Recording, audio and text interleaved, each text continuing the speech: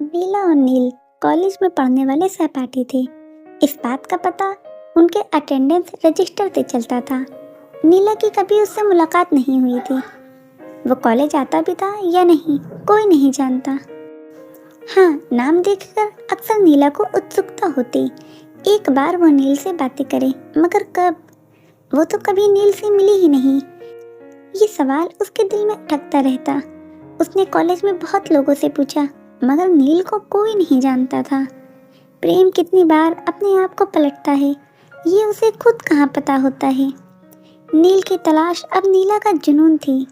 उसकी आंखें हर जगह नीला को ढूंढा करती।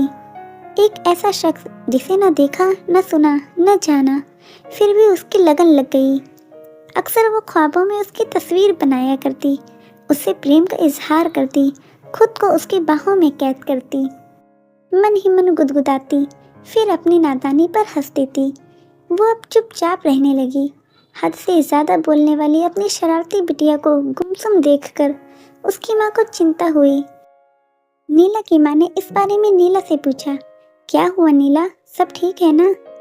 माँ के सामने नीला बिखर गई, अपने दिल का सब हाल सुना दिया। माँ मन ही मन समझ गई, पहले प्यार की यह अनुभूति ठीक वैसे ही है जैसे किसी किताब के शीर्षक को पढ़कर पढ़ने की ललक जगी हो, मगर ये नहीं जानती कि अंदर से किताब पढ़ने लायक है भी या नहीं। बेटी को अनजान रास्ते पर चलने से रोकना भी जरूरी था। कुछ दिन बाद माँ ने नीला के हाथ में एक तस्वीर थमाई। तस्वीर देखकर नीला का दिल जोर जोर से धड़क उठा। एक हम उम्र युवक, उसके चेहरे पर मासूमियत थी और आंखें नीली। उसकी आंखों में कशिश थी, जैसे कह रही हो तुम सिर्फ मेरी हो। वो कुछ कहती, इससे पहले ही माँ बोल पड़ी, नील अब इस दुनिया का हिस्सा नहीं है। एक हादसे में वो नीला के कानों ने सुनना बंद कर दिया।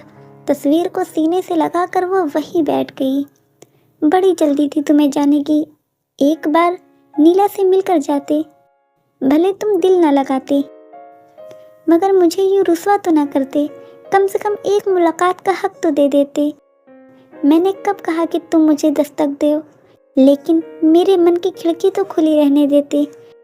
वक्त के हर लम्हे में तुम्हारी याद बसी हुई है। बहती हवा मुझे ऐसे छूती है जैसे मानो तुम आकर धीरे से मुझे गले लगा रहे हो। तुम्हारे जाने से सब कुछ ठहर सा गया है, काश तुम भी ठहर जाते। इस जन्म में ना सही, अगले जन्म मुझसे बचकर कहाँ जाओगे?